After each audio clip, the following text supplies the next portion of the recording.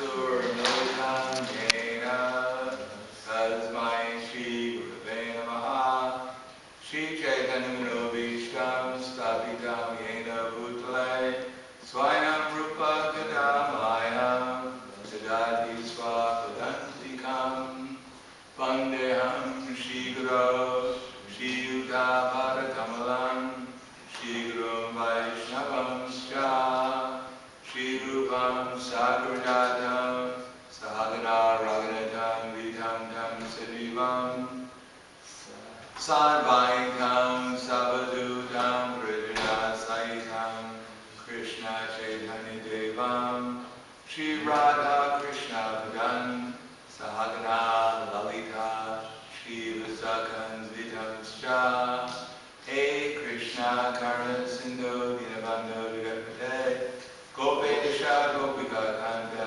Radha Kanta Namostute Tapta Kanchana Gaurangi Radhe Vrindavaneshwari Krishna Bhanu Sita Devi Pranamami Hari Priye Panchakapa Trivesha Vipa Sindhu Vircha Padinana Bhavanebhyo Vaishnavebhyo Namo Namaha Shri Krishna Chaitanya Prabhu Nityananda Shri Advaita Shiva Sri Gaura Bhaktivinoda Hare Krishna Krishna Krishna Hare Hare Hare Rama Rama Rama Hare Hare Om Namo Bhagavate Vasudevaya Om Namo Bhagavate Vasudevaya Om Namo Bhagavate Vasudevaya Om Namo Bhagavate Vasudevaya Om Namo Bhagavate Vasudevaya Om Namo Bhagavate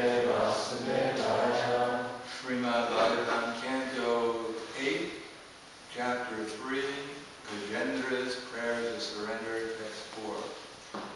Ya Svatmani Idam Nijamaya Arpitam Vachit Vibhatam Vacha Tat Tirohitam Avidadrik Sakshi Ubhayam Atikshite Atmamula Avatu Mam Paratpara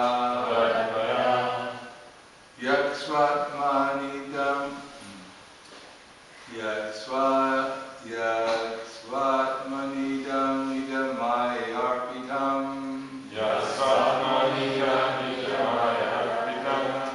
Kvachit Vivatam Vachatat Tirohitam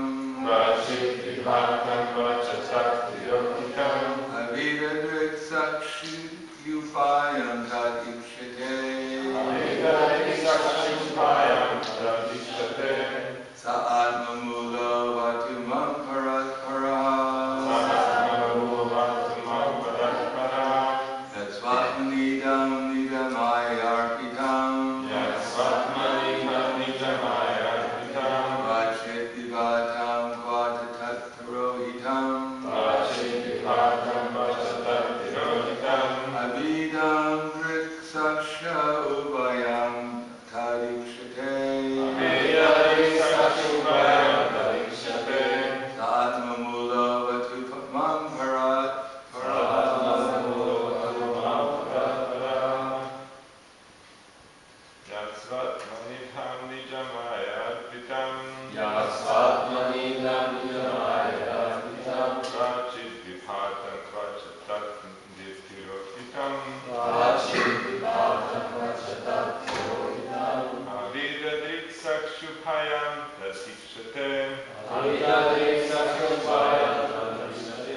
Sa'atmamulo Vatumam Paratpara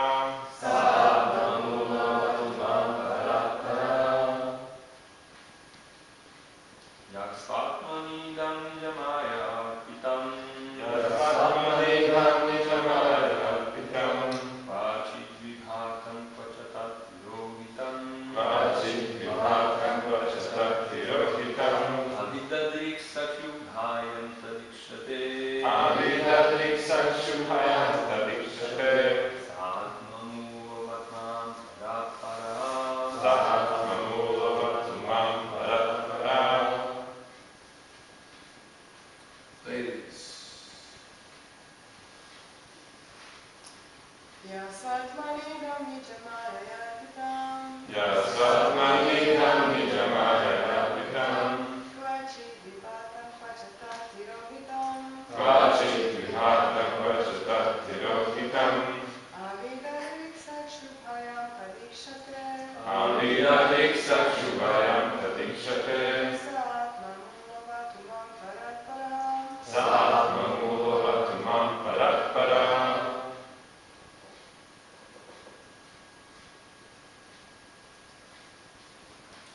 Ya.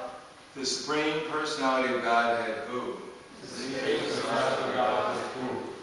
Swa-atmani, in him. Idam, this cosmic manifestation. Nidamaya, by his own potency. Arpitam, invested. Kvachit, sometimes. At the beginning of a kalpa. Arpitam, vivatam, it is manifested. Kvacha, sometimes. During dissolution. Tat, that, manifestation. Tirohitam, not visible. Avidadrik, he sees everything in all these circumstances. Sakshi, the witness. Ubayam, both. Manifestation and annihilation.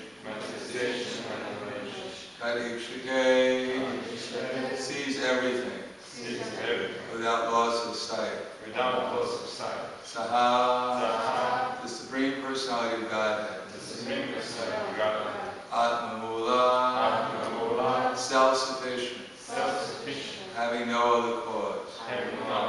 Avatu, please give protection. Mam, unto me. Parat Paraha, he is transcendental to transcendental. Or above all transcendence. Translation and purport by His Divine Grace, A.C. Prahladananda Swami. Supreme Personality of Godhead, by expanding his own energy, keeps this cosmic manifestation visible, and again sometimes renders it invisible. He is both the supreme cause and the supreme result, the observer and the witness in all circumstances. Thus, he is transcendental to everything. May that Supreme Personality of Godhead give me protection. Please repeat. The Supreme Personality of Godhead. By expanding his own energy. Keeps this cosmic manifestation. Visible. And again sometimes renders it. Invisible. He is both the supreme cause and the supreme result. The observer and the witness. In all circumstances. Thus he is transcendental to everything. May that Supreme Personality of Godhead give me protection. Purport. The Supreme Personality of Godhead has multi-potencies. Prashya, Satir, Vividaiva, Shriyate. Therefore, as soon as he likes, he uses one of his potencies, and by that expansion, he creates this cosmic manifestation. Again, when the cosmic manifestation is annihilated, it rests in him. Nonetheless, he is infallibly the Supreme Observer. Under any circumstances, the Supreme Lord is changeless. He is simply a witness and is aloof from all creation and annihilation. For the text again. Yaksvatmanidam nidamayarpitam kvachit vivatam kvachitat tirohitam avida driksvaksh ubayam tarikshite Sa'atmamulo vatu mamparat paraha. Supreme Personality of Godhead, by expanding his own energy, keeps this cosmic manifestation visible, and again sometimes renders it invisible. He is both the supreme cause and the supreme result, the observer and the witness in all circumstances. Thus he is transcendental to everything. May that Supreme Personality of Godhead give me protection. Namo Vishnupadaya Krishna Prasthaya Bhutale Srimate Bhaktivedanta Swami Namane Namaste Saraswati Deve Gauravani Pracharane Nirvishesha Shinivadi Paskatya Desakarna. Gajendra is praying for protection, but he's not praying for protection from just an ordinary person. He's praying for protection from a person who's able to manifest and then annihilate the entire creation. Just to, if someone wanted to have a controlled demolition of this building, then it would take quite an effort. Lining up all the dynamite, having it all synchronized, clearing away all the devotees and the deities, etc., etc. It would take quite an effort. And what to speak of trying to annihilate Zagreb? How long would it take anyone to annihilate Zagreb? And what to speak of Europe, or this little Earth planet that we're on? And what to speak of one universe? And there are more universes than there are grains of sand on a beach. So that's a lot of universes. So how long would it take to annihilate all those universes? And yet Krishna is the one who's creating and annihilating the universes. For us, Tasmat Bhavanyo, Yakto Yakta Sanatana, Eksasarveshu Bhuteshu Nat Setsu Navinashati. Avyakto Shiri Itu Tats Tamahu Paramangatim Yam Prapyana Nivartante Tadahama Paramamama. There is the material universe and then there's the spiritual universe. The spiritual universe is not created and annihilated like this material universe is done. And not only that, but Krishna says, Sara Budhani Kuntiya Prakatim Yanti Mamikam Kalpa Shev Tanastani Kalpado Vishvijayana. Sara Budhani Kuntiya. At the beginning of the creation, everything is manifest. And then at the end of the creation, everything is annihilated. All the entities enter into Krishna again. So this is inconceivable. How at the beginning of every creation, everything is disappearing. If we lose one pen, we become very disturbed. What to speak of losing our body? How disturbing it would be to see the whole universe being annihilated. It would be rather uncomfortable. And yet Krishna is doing this, and then after some time it all gets created again. Everyone gets enthusiastic. This time it's going to be different. This time we're going to be here forever and enjoy life like we were in Vaikuntha. Only the difference is I'll be Narayan or Lakshmi Devi. And then our hopes, they expand for some time, and then after some time they're all annihilated, and we start again from beginning. And not only that, Krishna says, Prakratim Swama Vishtaya, Vishvidama Punak Punak, Bhutagramam Mam Krishnam Avacham Prakritira Vishat. At some particular time, the creation comes forth, and then at another time it annihilates, and it happens again, and again, and again, and again, since time immemorial. As I said the other day, how many years is 1 second of Brahma? You know? How many years in our lifetime is 1 second in Brahma? 1 year. 1 year. 1 year of Brahma is, 1 year of ours is 1 second in Brahma. So it's mentioned like that in the Krishna book, and there is the stealing of power. It said the nature, part of it, of a second. Well, Brahma lives for how long? 311 trillion, 40 billion years. Right now he's middle age. He only has around 160 trillion years left to live. He's being old. But 100,000 of our years, is equal to 1 1 second of Brahma's year. Which means Kali Yuga lasts for a little over 4 seconds of Brahma's life. And how long is Brahma's life compared to Mahavishnu? How long does Brahma's life last? 1 breath. What's that? 1 breath. 1 breath, yes. So 1 breath is just like maybe a few seconds of Mahavishnu's life, is the entire 311 trillion, 40 billion years. So what's to speak of an hour in Mahavishnu's lifetime? It's almost inconceivable. And yet we're taking our existence here very seriously, that we're going to do so many things and accomplish so many things, and we're going to... But compared to cosmic time, it's completely insignificant. And it's happening again and again and again. This 311 trillion, 40 billion years is compared to just a flash of light, of lightning in cosmic sky.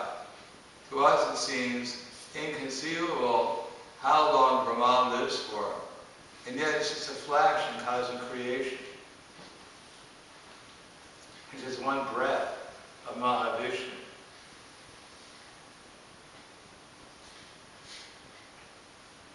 Therefore, Krishna, and then Krishna says, Nachamatani harmony, Ivanati Dinanteya, Udasinad Varasinam, Asatam Teshu Karmasu. That all this work cannot bind me, I'm ever detached, see it as though neutral. So it is not that Krishna creates the cosmic creation with billions and trillions of universes, and he's worried about what's going on. Such a nice creation. And then, very shortly, he has to annihilate everything. After 1 of his breaths, then he has to annihilate. But he doesn't think, oh, what to do. Such a nice universe, people are so nice to me there. How can I annihilate them? I feel guilty. How can I sleep at night if I have to keep on annihilating these universes? Must be something I got from my mother or something. This mentality of annihilating all the time. No, Krishna is completely neutral. He's unattached. As he creates everything and sends everyone forth, and everyone's enthusiastic, when is the time for annihilation? Without any remorse, he annihilates it. So this seems rather cruel. But it's not cruel because the whole thing is a dream. And it doesn't have to be our dream, it's Mahavishnu's dream. We take it very seriously because we're identified or misidentified with material energy. But Krishna doesn't at all take it seriously. I mean, he takes it seriously, but he knows it's a dream. No one's really being killed, no one's being annihilated. Simply, we're being encouraged to give up the material energy. We're encouraged not to stay in this dreamlike state, but to wake up, because it's futile. If you were told you were going to be Sisyphus, Sisyphus was the Greek god who was condemned to live in a hole, and he'd have a big rock. He'd spend lifetime or years and hundreds and thousands of years pushing the rock up to the top of the hole, trying to get it out of the top of the hole. But as soon as he almost got it up to the top and out the hole, then it'd fall back again. He'd start from the beginning. So how frustrating. If we could go back and look at our lifetimes, how we had so many romances, we had so many children, they all grew up, they got old and died, and we grew up and got old and died, and started all over again. How many times have we been to kindergarten? In the last, 10,000 years, how many times were we, going goo-goo, goo-goo, goo-goo? We had our PhD degree, we worked for so many years to get, we had a steady job, and then we had a heart attack, and then the next moment we were going goo-goo, goo-goo.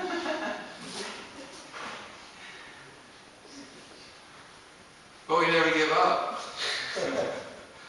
This time it's going to be different. That's the illusory energy. This time it's going to be something special. I'll find my soulmate who will live forever in dreamland.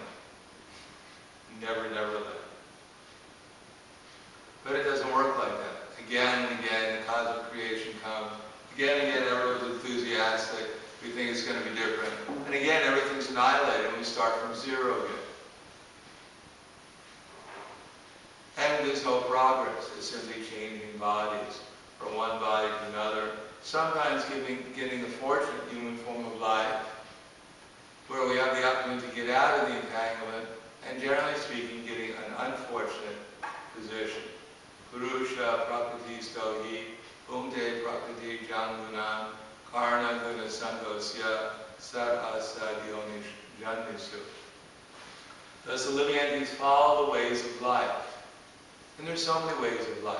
In current society, there's a so-called normal way of life everyone's supposed to follow. If not, that you're abnormal, or nowadays, you're a terrorist. You don't follow the prescribed way of life. The prescribed way of life is you do your fingerprint painting, you learn 1 + 1 is equal to 2, you go through so many years of school to learn nothing of any value. You get a job just to maintain yourself and your family. You grow old, and then you live on a pension, and then you go to the hospital, and they put tubes through you, and then they say goodbye. You start all over again. And if you're fortunate, you have a very nice tomb, gravestone. People come and cry. Oh, so nice. And then you move on to the lower species of life. So this is called normal. This is called ways of life. And if everyone comes up with something different, they're considered to be abnormal, a deviant, a freak. They're freaks. They're wasting their time glorifying God.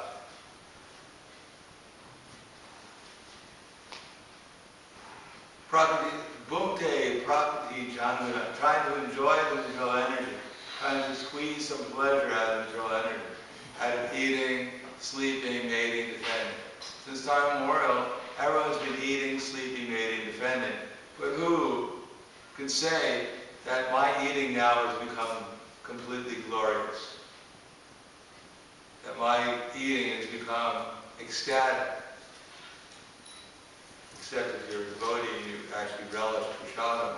But generally speaking, who in the material world will say, and now when I eat this Big Mac hamburger, my hair stands on end and tears come from my eyes. I feel the shivering throughout my whole body.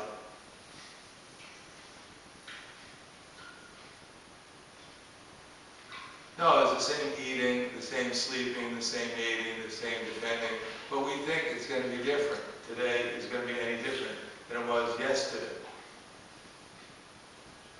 Unless you fast, then it'll be different. If you fast the whole day, then your eating the next day will be different, because you'll be eating. And you'll actually be able to taste the food more, because the senses won't be so dull. In any case, bhukte prakriti jangana karna guna sangosya, by working into the material nature, sat asad yoni jannisu. Sometimes we take birth in an auspicious place, and generally in an inauspicious environment.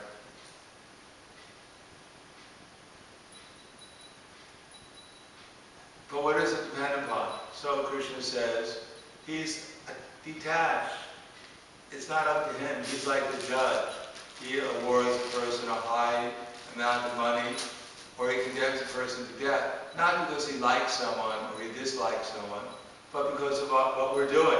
And what are we doing in the material world? We're principally desiring. If you haven't noticed it. And we're not even desiring, according to Bhagavad Gita. It's not even our desires.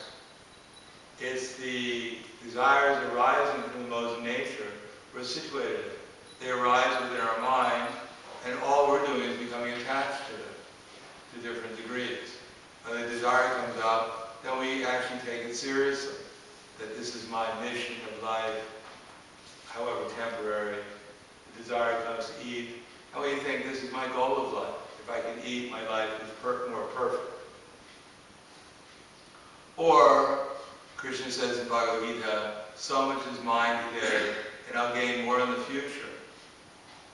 So much money do I have, and I'll get more and more and more. So this desire rises in the mind, called lust, and then greed, and then anger, and then illusion. So these desires are arising within the mind, and we're becoming attached to them. Yes, I must satisfy my lust. I must satisfy my greed. I must satisfy my anger. This will make my life more complete. So they arise within our mind, but we can actually become detached from them by raga and abhyasa. Arjuna says it's impossible to control the mind, just like the wind. What can I do? So Krishna he says it's difficult. He doesn't start lamenting with Arjuna, yes, it's unfortunate, you can't control your mind. Let's all just cry, sit around, hold hands, and cry together. No, he says, yes, asamjaya mahavaho nodra nigraham shalam adhyasena tukundiya vairagena chakriyate. It is undoubtedly difficult to curb the restless mind, Arjuna, but it's possible by suitable practice and by detachment. So suitable practice is our practice of Bhakti Yoga. Chanting Hare Krishna, trying to hear the holy name, trying to chant to Krishna sincerely, to engage in us in his loving service. It's all sadhana bhakti, something positive. And at the same time, we have to give up our false conceptions. That I am here to make some kind of glorious mark on the universe, so that on my tombstone, all good things will be written, and even Brahma will come down and offer his respects to it. Never have we seen such a wonderful conditioned soul in any universe, at any life of Brahma. There'll be a special memorial in Vaikuntha. No, it's not going to happen. We're going to come and go, and in a very short period of time, no one will even remember that we existed. However glorious our activities relatively may have been. Therefore, abhyasa, to become detached from our so-called material position, especially detached from the idea that somehow or another I'm going to improve it, or that somehow or another fearful I'm going to lose it. Somehow or another, my position, my family, my dear body, I'm going to lose it. Well, we are going to lose it. There's nothing to be afraid about, because it's going to happen either today or tomorrow. And what are we going to lose? We're not going to lose anything, really, because it was never ours to begin with. If you had dressed up as Dracula during Halloween, which I guess is today's Halloween, or tomorrow? Tomorrow's Halloween. Yeah. You would dress up as Dracula, and then you would go door to door. In America, they call it trick or treat, and someone would rip your wig off, your costume off. What would you do? Fall on the ground and cry? Gather up the costume, dig a little hole, put a memorial, a tomb over it. My costume is dead. No, it wouldn't make any difference to us, because we know we're not Dracula or Frankenstein or the Good Fairy. We're none of those things. We're something else. So we have this costume on. We're actually so much absorbed in the play that's going on. We take it so seriously. We think it's everything. That's all that exists forever, is my current temporary costume I put on. It'll be ripped off eventually, and we may get another one. Hopefully we'll get a spiritual one. Our spiritual self will be revived again. We don't have to take another material body. But in any case, it's not ours. The costume is it's on rent from the Supreme. He's the one who's created it with his material energy. He's temporarily given us to occupy, and eventually the material nature will take it away from us. Therefore, all we can do in the meantime is desire correctly. How to desire correctly. Therefore, we have to watch our minds and see how we're desiring. And we can see how we're desiring, how we've desired, but what our activities are. Just like we're all here listening to the Srimad Bhagavatam class, So something is right because we must have desired to come to the Bhagavatam class. So that was we got the right thing. It wasn't complete bingo, but at least we got, we're getting there. Well, we find most people in Croatia, in Zagreb right now, they're not attending Bhagavatam unless they're listening on the internet, which I doubt. So they're desiring, and Krishna's fulfilling their desire, but it's Shrama Eva Kevala. They're working hard, sincerely, intelligently, creatively, in order to eat, sleep, mate, and defend. So they're compared to the vulture. The vulture can go very high in the sky, 2 miles, with its own wings. But what is its business? It's simply looking on the ground for a dead body. So all the creative endeavor for the modern culture, so-called society, to make progress is simply to come back to the same platform of material sense gratification. But if one can desire to serve Krishna, if by good fortune one hears, because without hearing the Bhagavatam, Bhagavad Gita from the right sources, then there won't be any opportunity to desire to serve Krishna because it won't be within our options. Generally people, their only options are what they've learned in school, or they learn from television, what they've learned from reading the newspaper. That's their options, and there's not many options. They think whether I'm going to drink brand A beer or brand B beer, that's my freedom. Whether I'm going to go to the lower speech of life in a car or in a train, that's my options. And I'll defend with my life my option to go to hell in a jet plane rather than just have to walk there. So that's not very good options. The only good option is when we choose to become Krishna conscious. That's a real option. When we hear from the Bhagavad Gita about Krishna's glorious, and we take shelter of Krishna rather than take shelter of some material concept. When we choose that, then Krishna can make all the arrangements for us to make progress in consciousness of Him and activities dedicated to His service and understanding everything in relation to Him. And we can make some progress, and the result is that there is vairagya and there is abhyasa. And then eventually gataruchi will actually get a taste in every moment. When we see everyone and everything in relation to Krishna, we'll be constantly associated with Krishna, associating with Him, and that association with Him and His internal energy will enjoy transcendental pleasure at every moment. And there won't be any experience of material misery anymore. We'll actually get vairagya.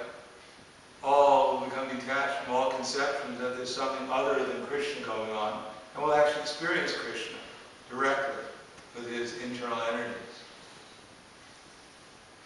So that's possible just by following this process as it actually is supposed to be followed, which we can learn from hearing the Bhagavatam regularly. So, I'll stop there. Thank you. Any questions? Yes? I'm interested in where the information that everything is dream of Mahavishnu. Where is that? Dream. It's in Bhagavad. Answers by citing the Lord's version, second canon. It's called Nidra. It's in the Brahma Samhita also. It describes Mahavishnu as sleeping in the causal ocean. From him the universes are emanated. You ever heard Mahavishnu was sleeping? Yeah, but I never heard this. Well, if he's sleeping, it must be his dream.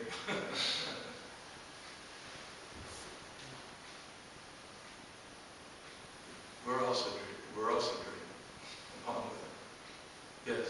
I have a question about free will. What does it mean practically? Free will is our ability to either orientate ourselves towards a true conception of being a spiritual being and desiring to serve Krishna, or misidentifying ourselves in the ignorant conception of being a material body, and then orientating our desires towards sense gratification. So that's our free will, whether we want to have one or the other. Just that, nothing else. That's it. From there, everything else follows. No, we have some choice which type of Maya we want to be. Today is my